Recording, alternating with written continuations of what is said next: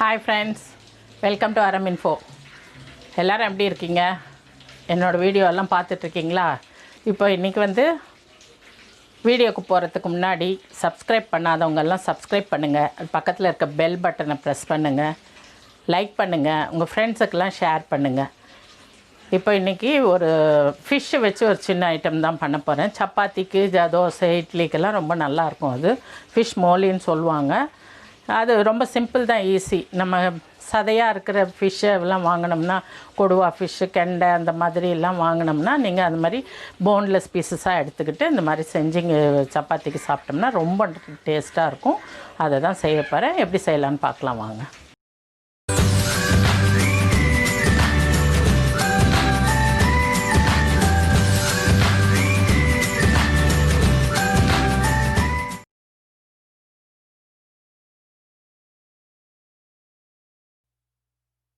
அதுக்கு ஃபிஷ்ஷெல்லாம் இந்த மாதிரி சின்ன சின்னதாக கட் பண்ணி வச்சுக்கோங்க. வெங்காயத்தை பேஸ்ட் பண்ணி, வெங்காயமும் சோம்பு கூட கொஞ்சம் பேஸ்ட் பண்ணி வச்சுக்கோங்க. தக்காளியை பேஸ்ட் பண்ணிக்கோங்க.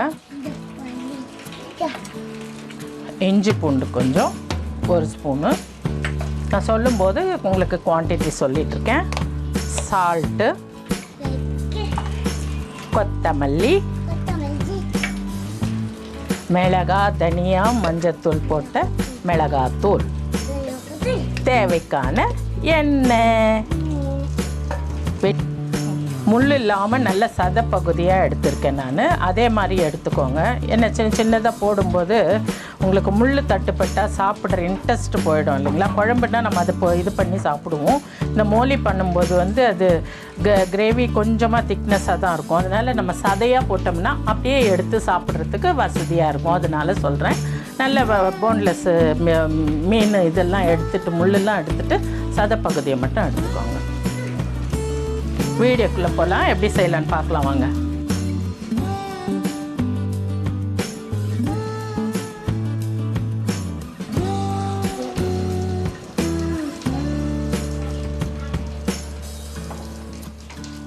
கொஞ்சமாகவே எண்ணெய் ஊற்றிக்கோங்க. 3 டேபிள் ஸ்பூன் ஊற்றிருக்கேன் நான். எண்ணெய் காஞ்சதும் கடுகும் வெந்தயம் மட்டும் போட்டுக்கோங்க. கருவேப்பிலை கொஞ்சம். இந்த ஃபிஷ் மோலின்றது ரொம்ப ஈஸியாக செஞ்சிடலாங்க. கேரளா இதில் ஹோட்டல்லலாம் இந்த மாதிரி ஃபிஷ் கறியை அந்த மாதிரி தான் செய்வாங்க. அதை தான் ஃபிஷ் மோலின்னு சொல்லுவாங்க. கேரளாவில் நான் ரொம்ப கேள்விப்பட்டிருக்கேன். அவங்க கூட தேங்காய் பால் ஊற்றுவாங்க. பட் நான் அந்த தேங்காய் பால் எல்லாம் ஊற்றலை. தேங்காய் இல்லாமலே உங்களுக்கு செஞ்சு காட்ட போகிறேன். லைக் இது பார்த்திங்கனாக்கா நம்ம இது சோளா பட்டூரை சென்னா செய்வோம் பார்த்திங்களா, அந்த மெத்தடில் தான் வரும்னு. எண்ணெய் காஞ்சிருச்சு. 1/2 ஸ்பூன் இது, 1/4 ஸ்பூன் வெந்தயம் போட்டிருக்கேன். குவான்டிட்டி கொஞ்சம் இருக்கிறதுனால கொஞ்சம் கொஞ்சமாக தான் எல்லாம் போட்டிருக்கேங்க. வெங்காயம் பெரிய வெங்காயமாக இருந்தால் 2 வெங்காயம், இந்த மாதிரி வெங்காயம்னாக்கா 4 எடுத்துக்கோங்க. நான் இந்த ஃபிஷ்ஷு ஒரு 200 கிராம்ஸு, 1/4 கிலோ வாங்கினா நம்மளுக்கு 200 முள்ளெல்லாம் போயிட்டு 200 கிராம்ஸு தேரும்.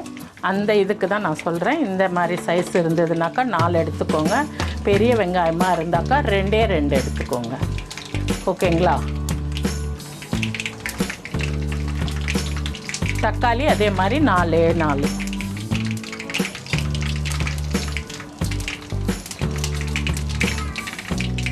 கருவேப்பிலை போட்டுக்கோங்க. போட்டுட்டு இஞ்சி பூண்டு போட்டு ஃபஸ்ட்டு அந்த வாசனை போகிற வரைக்கும் கொஞ்சம் வதக்கிக்கோங்க.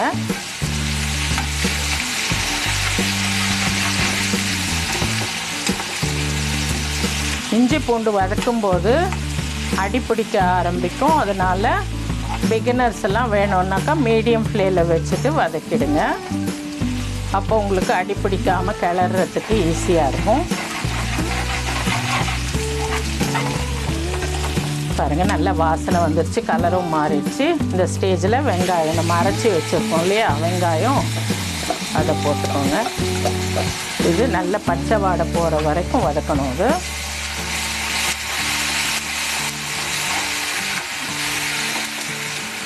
நான் மொத்தத்துக்கும் சேர்த்த மாதிரியே வந்து உப்பு போடுறேன். 1/2 ஸ்பூன் போட்டுக்கலாம். இது சின்ன ஸ்பூனுங்கிறதுனால 1 போட்டிருக்கேன். 1/2 ஸ்பூன் இதுக்கு மெஷர்மெண்ட் போடும். வெங்காயம் நல்ல அந்த கலரே மாறி வரணுங்க. அந்த அளவுக்கு பச்சை வாடை போகிற வரைக்கும் வதக்கணும். அது பாருங்கள், நல்ல சுருண்டு வந்திருக்கு. கலரும் மாறி இருக்குது பார்த்தீங்களா? கலரெல்லாம் நல்ல வெள்ளையாக போட்டோம் நம்ம. அது கொஞ்சம் லைட் ப்ரௌனாக வந்திருக்கு. இந்த பச்சை வாடையும் போயிடுச்சு. இந்த ஸ்டேஜில் வந்து நம்ம தக்காளியை சேர்த்துக்கலாம்.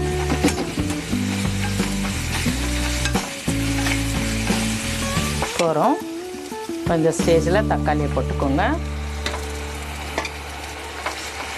தக்காளியும் அதே மாதிரி நல்லா க்ளீனாக சுருண்டு வர வரைக்கும் வதக்கிக்கோங்க. நல்ல எண்ணெயை மேலே வரணும், அந்த அளவுக்கு வதக்கிக்கோங்க. அப்போ தான் அந்த தக்காளி பச்சை வாடை தெரியாமல் இருக்கும். பாருங்க, எல்லாம் நல்லா வதங்கி சுருண்டு வந்துருச்சு. எண்ணெயெல்லாம் சைடில் விட ஆரம்பிச்சிச்சு. இந்த ஸ்டேஜில் நம்ம மிளகாத்தூள் போட்டுக்கலாம். 1 2 3. நீங்கள் டேபிள் ஸ்பூனுன்னா 1 போட்டுக்கோங்க. தனித்தனியாக போடுறதுன்னா இது மிளகாத்தூள் 1, தனியாத்தூள் 1, 1/2 ஸ்பூனு மஞ்சள் போட்டுக்கோங்க. அது நல்ல வாசனை போகிற வரைக்கும் கொஞ்சம் வதக்கிக்கோங்க.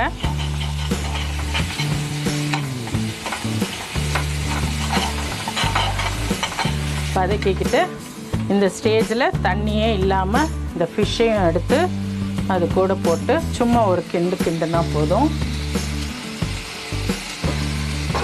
கொத்தமல்லி ரொம்ப கிண்டிடாதீங்க, கொஞ்சம் அது பண்ணால் போகிறோம். மசாலா வாசனை போயிடுச்சு. இந்த ஃபிஷ்ஷு போட்டு அதுக்கு கொஞ்சம் மேரினேட் ஆன மாதிரி இருக்கும். அதுக்காக தான் இந்த ஸ்டேஜில் ஃபிஷ்ஷை போட்டுறேன். திக்கு கிரேவியாக தான் இது இருக்குங்க.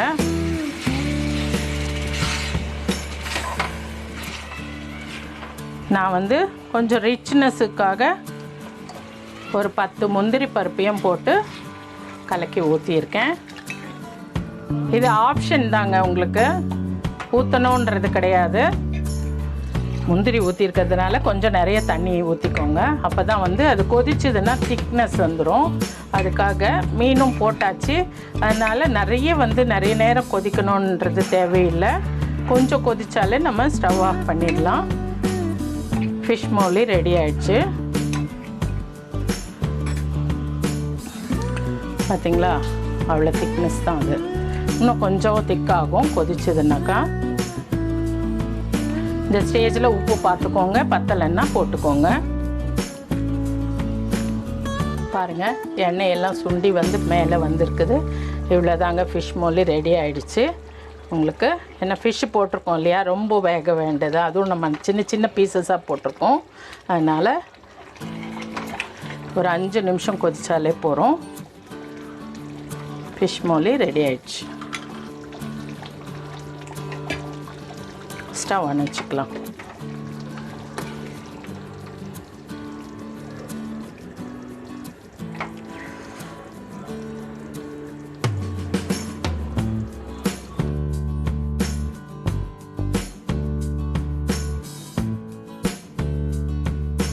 பாருங்கள், சப்பாத்தி மோலி ரெடி ஆகிடுச்சு.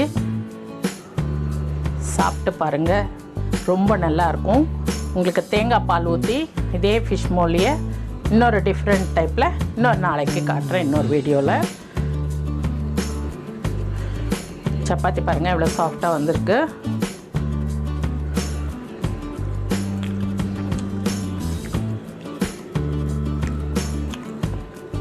ரொம்ப நல்லாவே வந்திருக்குங்க. நான் நினச்சதை விட இது ரொம்ப டேஸ்ட்டாகவே வந்திருக்கு. வீடியோக்காக எல்லா டிஷ்ஷுமே ரொம்ப சூப்பராக வந்துட்டுருக்குதுங்க. எனக்கே அதிசயமாக இருக்குது. ரொம்ப நல்லா செஞ்சுருக்கேன்னு எனக்கே பெருமையாக இருக்குது. இதே மாதிரி சப்பாத்தியோடையோ தோசையோடையோ இந்த ஃபிஷ் மோலியை ஃபிஷ்ஷு சாப்பிட்றவங்கெல்லாம் செஞ்சு சாப்பிட்டுட்டு எனக்கு சொல்லுங்கள், கமெண்ட்ஸ் பண்ணுங்கள், லைக் பண்ணுங்கள், ஷேர் பண்ணுங்கள். பாய். தேங்க்யூ.